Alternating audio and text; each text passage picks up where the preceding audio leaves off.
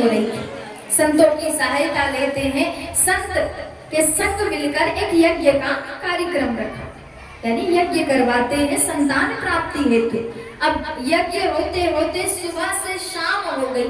यज्ञ समाप्त होने के बाद जितने ऋषि थे, जितने संत थे, इतना थक जाते हैं कि बिना यज्ञ का परिणाम दिए ही सबके साथ जाकर विश्राम करने लगे, आराम करने गए। थकावट इतनी हो चुकी थी कि सबके सब गहरी नींद में चले गए।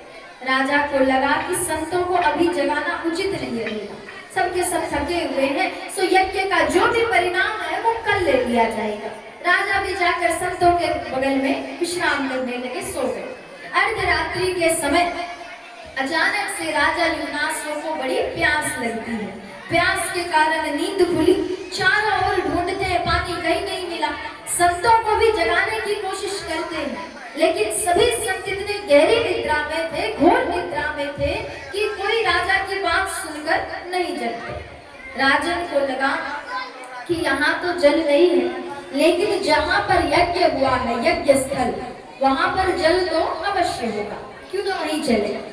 जहाँ यज्ञ हुआ था, आधी रात्रि के समय उठकर राजा युवनाश्व यज्ञ स्थल के पास पहुंचे। बड़ा ढूंढने पर उन्हें एक मटकी में जल मिलता, एक मटकी में जल भरा था।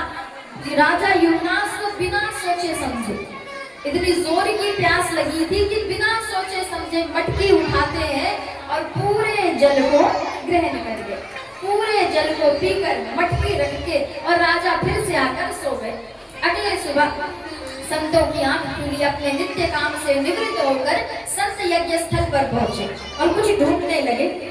राजा कहते, संतजन, अब कल यज्ञ हो चुका है, अब कुछ परिणाम दीजिए, फल फूल या जो भी है, जिसको खाकर मेरी पत्नी गर्भवती हो सके।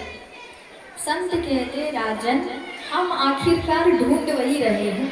यहाँ पर एक मटकी में जल रखा हुआ था और वो कोई साधारण जल, साधारण पानी नहीं था, मंत्रों के द्वारा अभिमंत्रित किया गया जल था।